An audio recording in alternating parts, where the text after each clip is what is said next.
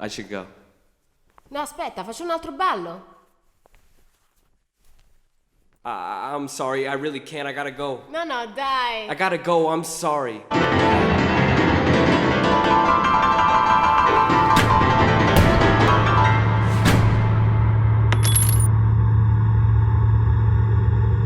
Wayland, aspetta, non ti spaventare. Wayland, aspetta. Wayland!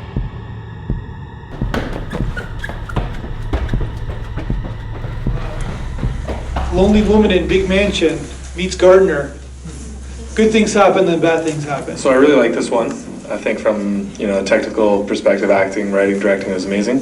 But specifically about the theme, what I find interesting is its direct relation to the title, Solitaire, because it's like she was playing a game and the guy was really just another card in her deck. She had everything, assets, money, beauty, health, and now she had this gardener, and it was just another card. I really like the way they use the music in this film too, right? Because it's like they're using the Beach Boys from the beginning. I don't totally understand the film, but I loved it all the same. The music is fun and playful, very retro. It took me maybe 10, 15 seconds to recognize that was the Beach Boys song at the beginning, played by somebody else. The sets are beautiful. There's a tremendous playfulness between them. It's interesting that the writer-directors are also the actors, and they use their real names as the character names. I'm not sure. Maybe she is crazy. Yes, maybe I thought a bit of Psycho, with the man. Norman Bates had his dead mother in the chair, and at the end she's got dead Wayland playing cards with her. I also thought of the stand-up comic who had the joke about playing poker with tarot cards. And he said, I got a full house and 3 people died. In all 3 films, the climax is all men running. In all 3 films. And I found that really wild. And it's wild sound, so I'm turning it around. But I enjoyed that.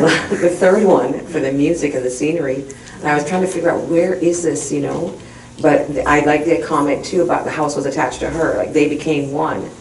And then when she opened the door to let something new in, it was too much, but it was okay, but it wasn't okay until it wasn't okay. So Yeah, I liked how there wasn't a lot of script to it. I thought that was really, it made the film a lot stronger in that concept, just because if she was over talking and there's too much dialogue, I don't think the development would have been there.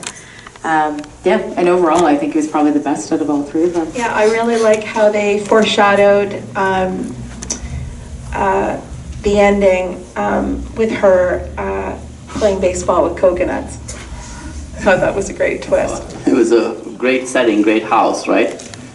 And very beautiful to watch. I wonder how much is property tax or something like that.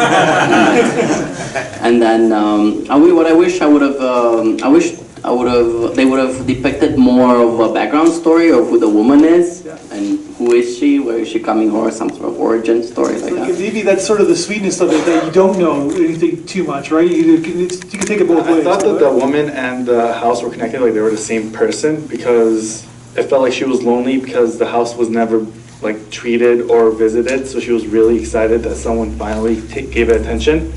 So when like the guy was trying to leave, she got really upset and then murdered him, and then had the whole corpse playing with her. It gave me like that mother feel of the house, so it gave me that kind of vibe where they were both connected. Like, how did she make the doors close and everything, and like the key pop out, and like is it like could she be a ghost?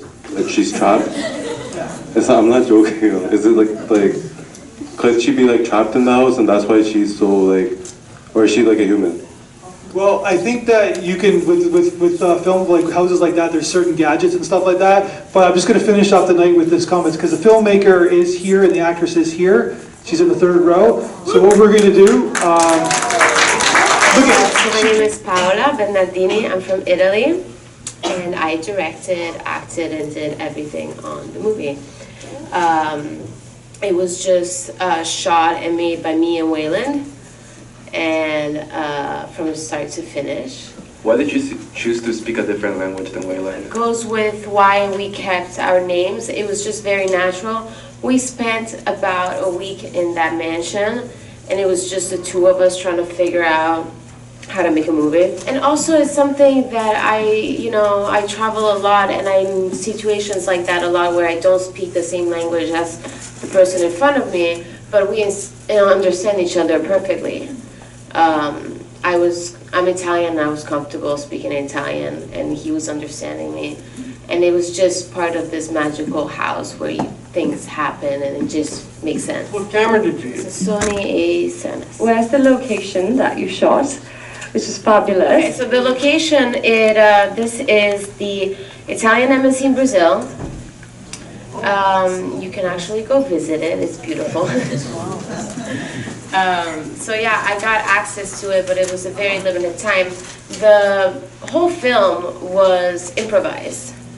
We got there, we didn't have a script, so we just tried to figure out something we wanted to make, and also having two directors collaborate and make a decision, we have to make only one movie, was challenging, but we shot a lot more than you saw.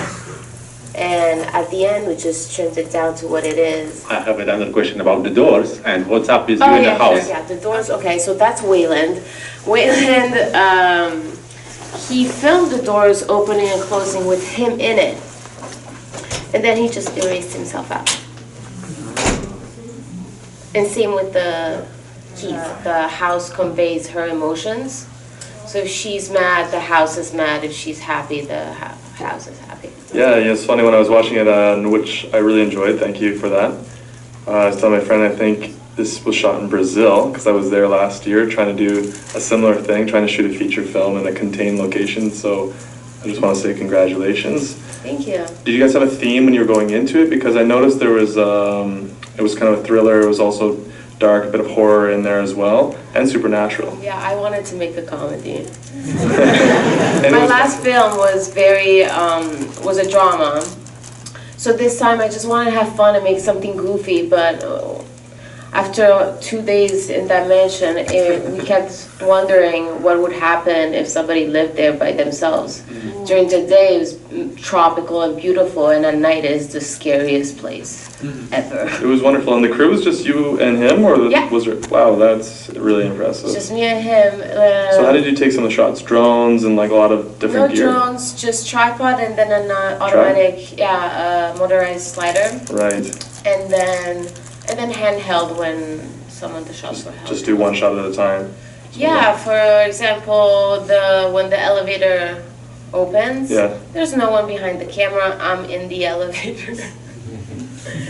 And so everything took us a little longer. Wait, so how did you do the elevator shot? Was that with the tripod when you guys were both in it? Yeah, it was on a tripod, and I was in the elevator, and we just coordinated that he would move back, and I would just come Oh, I in see. a few seconds later. Do you and Wayland have different ideas or different truths in your mind about what and why actually is happening in the film that you maybe don't necessarily agree on? Like, to me, as an example, I got this impression that this was a world where there weren't other people around. It wasn't just an isolated, it felt very isolated, as if maybe this was like a post-apocalypse.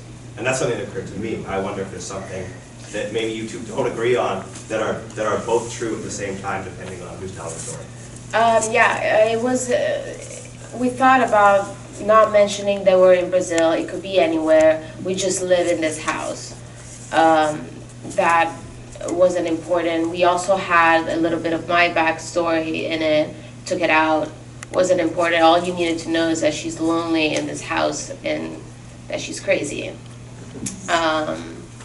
And about then me and Wayland making a movie together I had a lot of fun making the movie.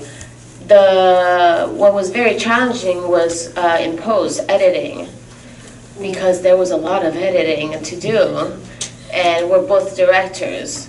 So 90% almost done. We had 90% done. Wayland quit. And I took the movie and finished it. And it's hard you're not supposed to make movies like this. Don't do it. It's not fun. The shooting part was fun, but everything else, one person doing all those special effects, it's just a lot of work. It doesn't become fun anymore. So I don't think I'll be doing it again, but I'm happy I did it. So, so now I know. When you and Waylon had different ideas, how did you manage to resolve them among? I mean, we collaborated. We were there together, so we always had a conversation going about what we were gonna make. We had so many different ideas. But yeah, some shots I wanted, some shots he wanted. Even when he left, I kept the shots that I didn't want. I wanted to play more of like a Lara Croft badass girl, but I ended up being like over too much makeup rich woman, and that was his call.